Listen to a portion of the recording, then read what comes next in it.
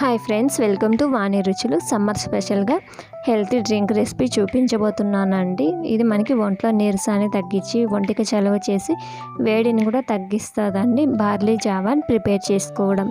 ఇంతకుముందు వీడియోలో barley water upload చేశానండి, లింక్ డిస్క్రిప్షన్లో ఇస్తాను, ఒకసారి చెక్ చేసి ట్రై చేయండి.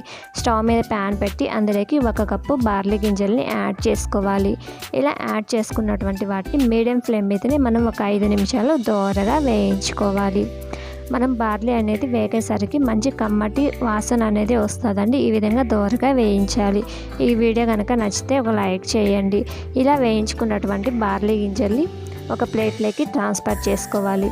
ఇవి పూర్తిగా చల్లారాలండి. మనం బార్లీ జావని చేయాలంటే ముందే బార్లీ నానబెట్టాలి కాబట్టి ఇప్పుడు నానబెట్టే పని లేకుండా ఈ విధంగా బార్లీ గింజల్ని వేయించుకొని పౌడర్ చేసి జావ అనేది ప్రిపేర్ చేసుకోవచ్చు. ఇవి పూర్తిగా చల్లారాక మిక్సీ జార్లోకి యాడ్ చేసుకుంటూ మనం మధ్యలో ఆపుకుంటూ గ్రైండ్ చేసుకోవాలి. ఇది మనకి బార్లీ పౌడర్ అనేది ఈ విధంగా గ్రైండ్ చేయాలండి. ఇది మరి మెత్తని పౌడర్లా ఉండదండి. చేతితోటి తాకి చూస్తే కనుక మనకి కొంచెం బరకగా రవ్వగా ఉంటుంది. మనకి బార్లీ పౌడర్ ఇలానే ఉంటుందండి. దీన్ని ఒక ఎయిటెడ్ జార్లో స్టోరేజ్ చేసుకుంటే మనం ఎప్పుడు జావ చేయాలనుకుంటే అప్పుడు ఇన్స్టంట్గా ప్రిపేర్ చేసుకోవచ్చు. ఈ పౌడర్లో నుంచి ఒక 2 టేబుల్ స్పూన్ల పౌడర్ని వేరొక బౌల్లోకి ట్రాన్స్ఫర్ చేసుకోవాలి. ఇక్కడ 2 టేబుల్ స్పూన్ల పౌడర్ తోటి జావ చూపిస్తున్నానండి. 2 టేబుల్ స్పూన్లకు గాను మనకి 2 కప్పుల జావ అనేది ప్రిపేర్ అవుతుంది.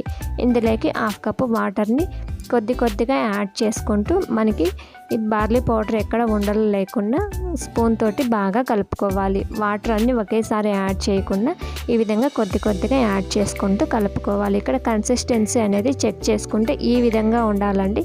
ఇలా ఉన్నదాన్ని పక్కన పెట్టుకొని ఇప్పుడు స్టవ్ మీద గిన్నె పెట్టుకొని 2 టేబుల్ స్పూన్లకు కానీ 2.5 కప్పులు వాటర్ యాడ్ చేయాలండి. 1/2 కప్పు వాటర్ని మనం బార్లీ పౌడర్ కలుపుకోవడానికి యాడ్ చేసాం కాబట్టి ఇక్కడ 2 కప్పుల వాటర్ని యాడ్ చేసుకోండి.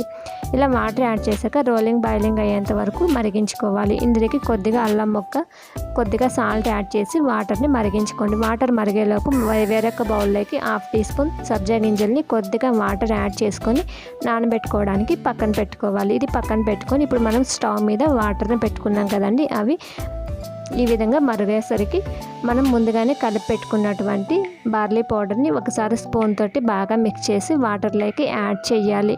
ఇలా యాడ్ చేశాక మనకి బార్లీ అనేది అడుగు అంటుతుందండి. అడుగు అంటకుండా ఈ విధంగా గరిటెతోటి కలుపుకుంటూ ఉడికించుకోవాలి. మధ్యలో మనం గరిటెతోటి కలుపుకుంటూ ఈ విధంగా ఉడికించుకోండి.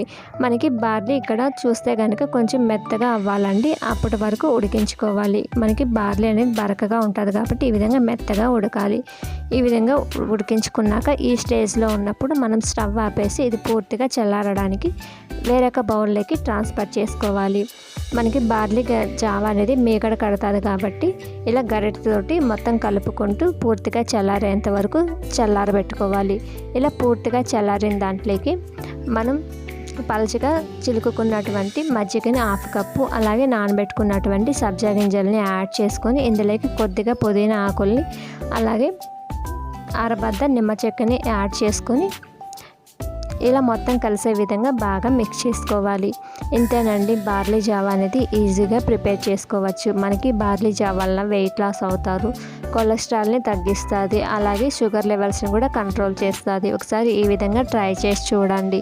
ఈ వీడియో కనుక నచ్చినట్లయితే లైక్ చేయండి, షేర్ చేయండి, సబ్స్క్రైబ్ చేయండి. అలాగే ఛానల్ని కనుక ఫస్ట్ టైం చూస్తున్నట్లయితే సబ్స్క్రైబ్ చేసి బెల్ ఐకాన్ మీద క్లిక్ చేస్తే నోటిఫికేషన్స్ అనేది ముందుగా వస్తాయి. మరిన్ని హెల్తీ రెసిపీస్ కోసం ఛానల్ని విజిట్ చేయండి.